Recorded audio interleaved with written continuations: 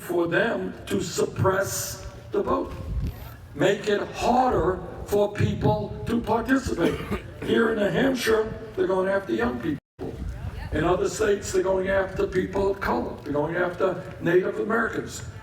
All right, because they understand that their reactionary agenda of tax breaks for billionaires and cuts to Medicare, Medicaid, education, Social Security, that's not the agenda that the American people support.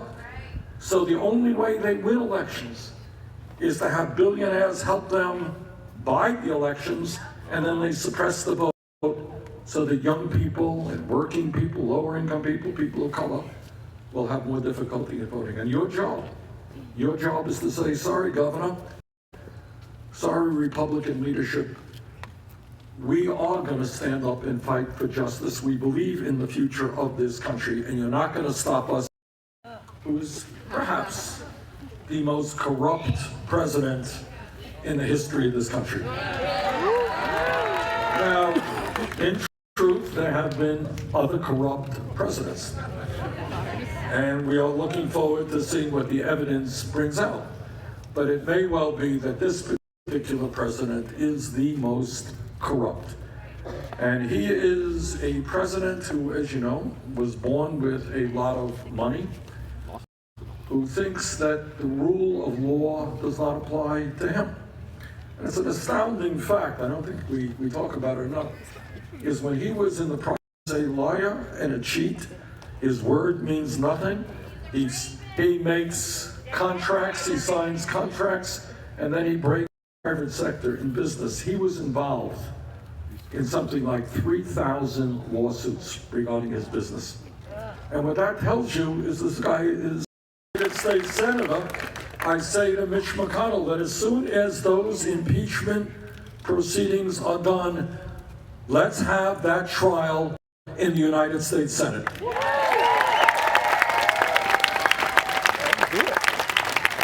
And as a senator, my job is to be a judge in that trial, and I will do my best to look at the facts as objectively as I can. And I hope very much that the Republicans in the Senate, Republicans all over this country, will put, in fact, country ahead of party, will make an objective determination as to whether this president has committed acts that are impeachable. And one of the sad things that has happened in this country is not just that we have a president who considers politicians got to look around and say, oh, I better do the right thing. And that's what Mandela meant. And that's the history of our country, that real change never takes place from the top on down. It only takes place when millions of people stand up and fight for justice. And I'm thinking right now, somebody a little bit older than most of you, that the war in Vietnam, that terrible, terrible war, you know how it ended? Because the people you're and kill and get killed. And I don't have the right to vote on that war. That's wrong. Voting age was raised to 21. So when you think big, age, do you know why the voting age back in the 60s went up to the age of 21 from 18? Because young people said, you know what, you're asking me to go out. We can make transformative change. But it's not just the minimum wage. I'll give you another example. 4 years ago, came here, I was here years ago, that was a radical idea.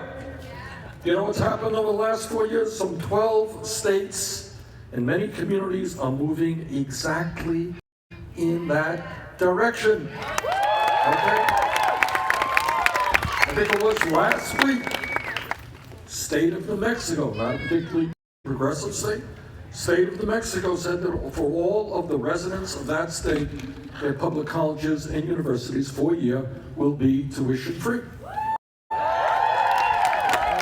Now, free tuition in public colleges and universities is going to happen. And your job is to make it happen sooner than later. And here's something else. How many of You guys are dealing with or will be dealing with student debt? Raise your hand. All right. Now I want you to think big and not small. And that's what we're fighting for.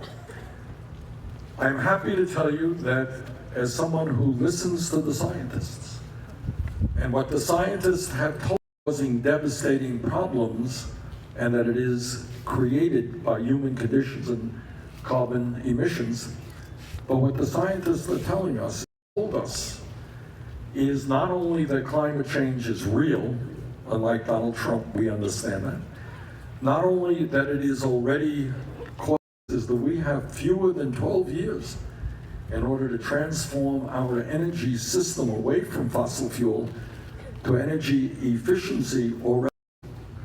And anybody who has eyes to read understands what is happening right now. We are looking at rising sea levels, else there will be irreparable damage done in our country and around the world. And anybody with eyes to see that over the last few years all over this country, that is exactly what state after state has been doing. And in my view, at a time when you have corporations selling marijuana, we should expunge the records of those people who possess marijuana. Just out of curiosity, because I asked this many places around the country, how many folks here know? And there are a lot of other issues that are out there. This criminal justice issue is huge, and that means dealing with the fact that people who are arrested for possession of marijuana. Yeah, okay. Okay.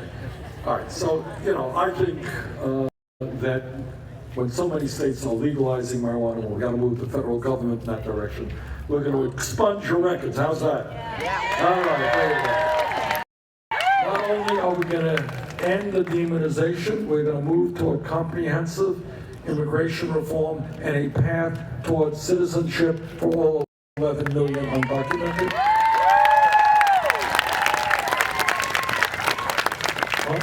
On my first day as president, we will also develop a humane border policy. We'll sign an executive order which restores legal status to the 1.8 million young people in the DACA program. I'll tell you what else we're going to do.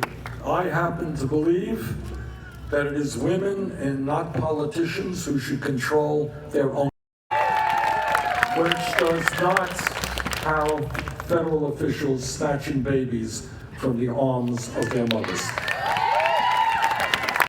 who are intimidated by the NRA.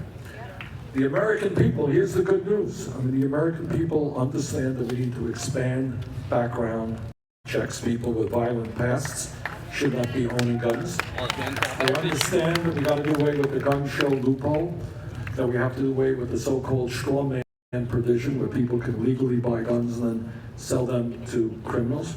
And more Americans now, based on recent polls, a good majority believe that we should. Many other things that we can do. This is a difficult issue because you got 300 million guns out here in this country. But I think the American people are pretty united. Should ban the sale and distribution of assault weapons in this country.